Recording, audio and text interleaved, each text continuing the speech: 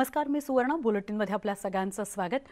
काँग्रेसच्या विजयासंदर्भातल्या बातम्यांकडे आपण बोलूया। दादरा शिवसेनेचं म्हणजे दादरा इथं शिवसेनेचं सीमोल्लंघन बघायला मिळतंय। देगलूर काँग्रेसकडे निर्णायक आघाडी आहे। या दोन महत्त्वाच्या बातम्या आपण बघणार आहोत। दादरा नगर हवेली लोकसभा पोटनिवडणुकीमध्ये शिवसेनेने विजय मिळवलेला आहे। या निवडणुकीमध्ये कलाबेन डेलकर या विजयी झालेल्या आहेत। महाराष्ट्राबाहेर विजय मिळवण्यात शिवसेनेला यश आलेलं आहे। काही छायाचित्र आपल्यापर्यंत पोहोचली आहेत। दादरा लोकसभा निवडणुकीची शिवसेनेने सीमोल्लंघन या माध्यमातून केलेलं आहे। तर देगलूर विधानसभा पोटनिवडणुकी संदर्भातली सुद्धा बातमी आहे। काँग्रेसच्या अंतापूरकरांना निर्णायक आघाडी मिळालेली आहे। या ठिकाणी अंतापूरकरांना 78,000पेक्षा जास्त मतं मिळालेली आहेत।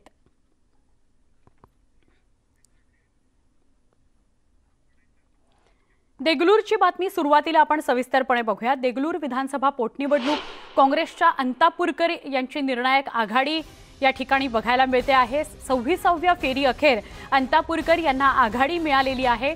काँग्रेसकडे 38,126 मतांची आघाडी आहे। जितेश अंतापूरकर यांना 97,157 मतं आतापर्यंत मिळालेली आहेत। तर त्यांच्या समोर उभा ठाकलेल्या भाजपच्या सुभाष साबणे यांना 59,031 मतं मिळाली आहेत। 26व्या फेरी नंतरची ही आकडेवारी आपण बघतो आहोत। मात्र आघाडी घेतलेली आहे अंतापूरकर यांनी।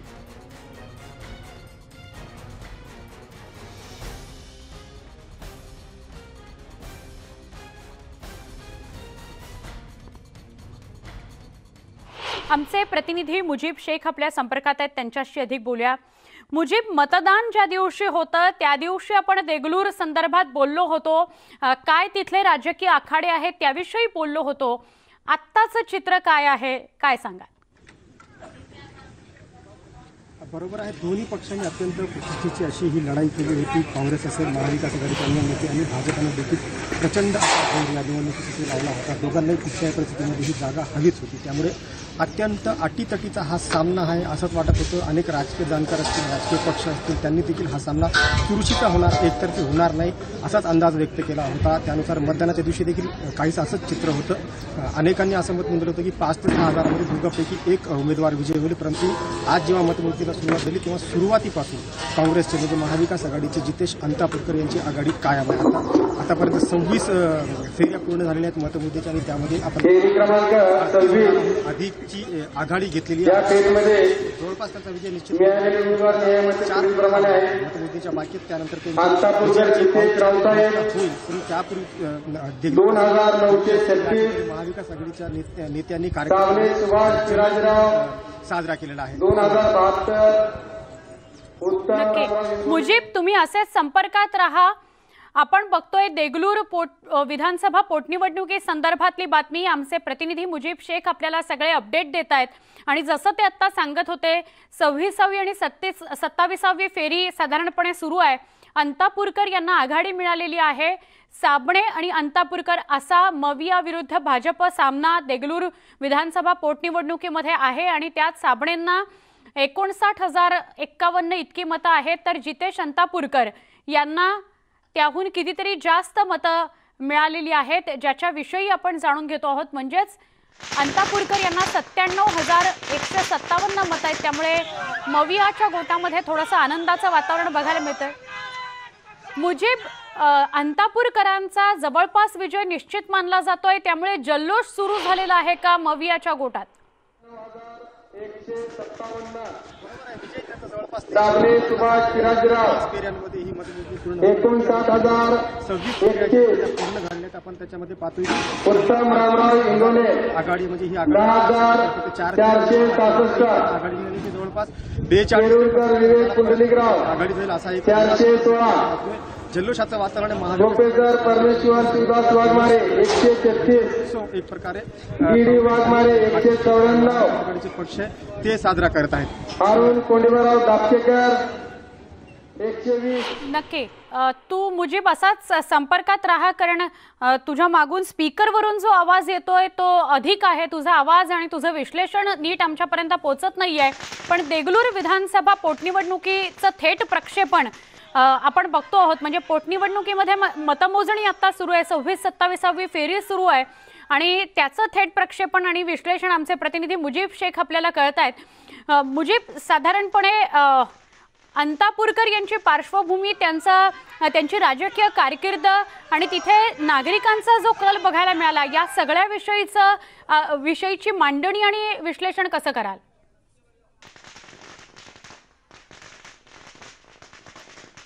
आमचे प्रतिनिधी मुजीब शेख आपल्या संपर्कात आहेत, पण मवियाच्या गोटातून अंतापूरकरांनी निर्णायक आघाडी घेतली आहे, त्यामुळे मवियाच्या गोटातून उत्साह, आनंद बघायला मिळतो आहे। 26व्या फेरी अखेर अंतापूरकर यांना आघाडी मिळालेली आहे। 97,000च्या आसपास त्यांना मतं मिळालेली आहेत। काँग्रेसकडे 38,126 मतांची आघाडी बघायला मिळते आहे।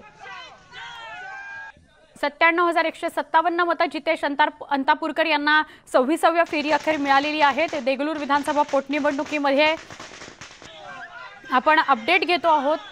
मवियाची विजयाकडे वाटचाल आपण बघतोय आणि त्यामुळे लगेचच जल्लोषाचं वातावरण, फटाक्यांची आतषबाजी, एकमेकांना गोड खाऊ घालणं, असं चित्र आपण या दृश्यांमध्ये पाहू शकतोय।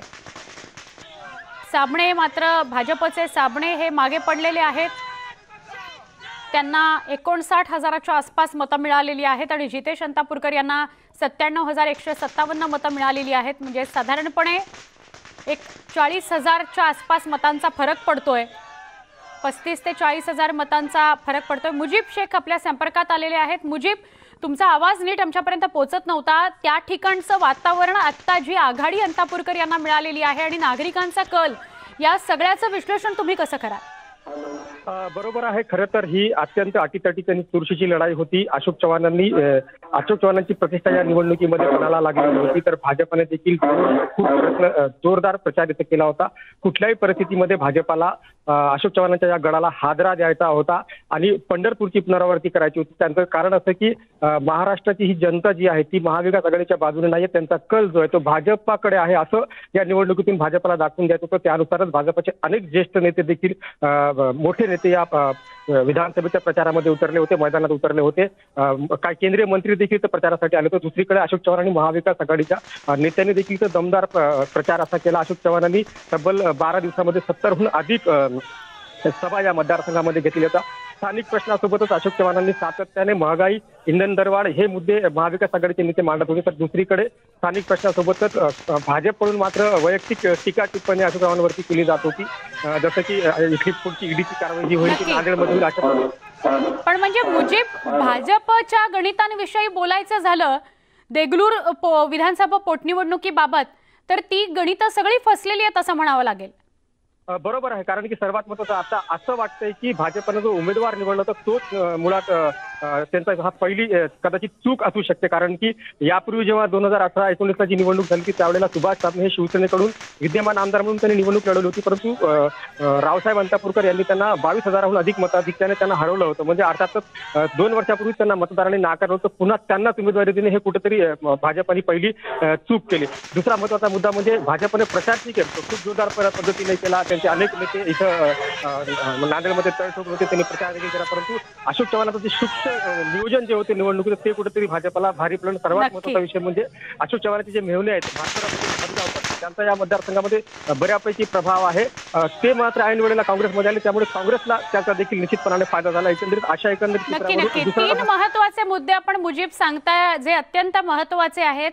अशोक चव्हाणांची प्रतिष्ठा पणाला लागलेली होती आणि ती प्रतिष्ठा नियोजनाच्या माध्यमातून त्यांनी वाचवली आहे, किंबहुना यशस्वी होऊन दाखवलेलं आहे असं म्हणावं लागेल। धन्यवाद मुजीब, सविस्तर माहिती दिल्याबद्दल।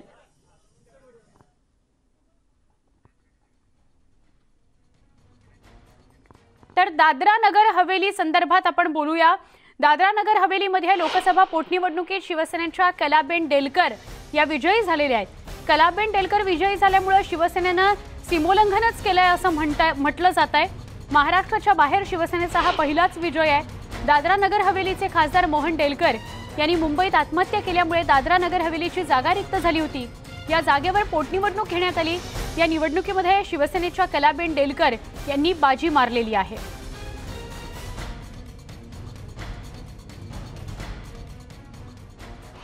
मुझे एमपी बनाया है, एक महिला के नाते आज हमारी बहनों ने और प्रदेश के पूरे लोगों ने वोट दिया है। प्रदेश के लोगों को मैं आश्वासन देना चाहूँगी कि जो प्रदेश में जो काम है, जो अस्तित्व की बात है, प्रदेश के अस्तित्व की बात है, हक की बात है, हम आगे जाके ये प्रदेश के लिए लड़ाई करेंगे, हक अधिकार लेके रहेंगे, अस्तित्व जो हमारा प्रदेश का है वो लेके रहेंगे। और हमारे मोहन भाई के लिए खास करके स्पेशली न्याय की जो लड़ाई है, उनके साथ जो अन्याय हुआ है वो भी हमारी लड़ाई हमको लड़नी है। आज अतिशय आनंदाची गोष्ट आहे की शिवसेनेने महाराष्ट्राच्या बाहेर देखील आपलं पाऊल दमदारपणे टाकलंय। दादरा नगर हवेलीच्या माध्यमातून शिवसेनेचा भगवा ध्वज आज महाराष्ट्राच्या बाहेर गेलेला आहे। एक शिवसैनिक आणि शिवसेना पक्षाचा कार्यकर्ता म्हणून माझ्यासाठी तर ही आनंदाचीच गोष्ट आहे। गुजरातच्या सीमेवरती शिवसेनेने धडक मारली, येत्या काही काळात महाराष्ट्राच्या बाहेर धडक मारली ही आमच्यासाठी महत्त्वाचं आहे। मोदींच्या गुजरातमध्ये शिवसेनेची धडक म्हणायची काही नाही, मी महाराष्ट्राच्या बाहेर म्हटलं ना, महाराष्ट्राच्या बाहेर मग तिथे कुठलाही पक्ष असो, शिवसेनेचा भगवा ध्वज फडकणं माझ्यासाठी जास्त महत्त्वाचं आहे। खूप मोठ्या फरकानं खरं तर हा विजय मानला जातो। शिवसेनेसाठी किती महत्त्वाचा आहे हा मोठा फरक? शिवसेनेसाठी तर फारच महत्त्वाचं आहे, कारण पहिलं शिवसेनेचं यश हे महाराष्ट्राच्या बाहेरचं आहे आणि त्यामुळे शिवसेनेसाठी हे अतिशय महत्त्वाचं पाऊल आहे आजचं।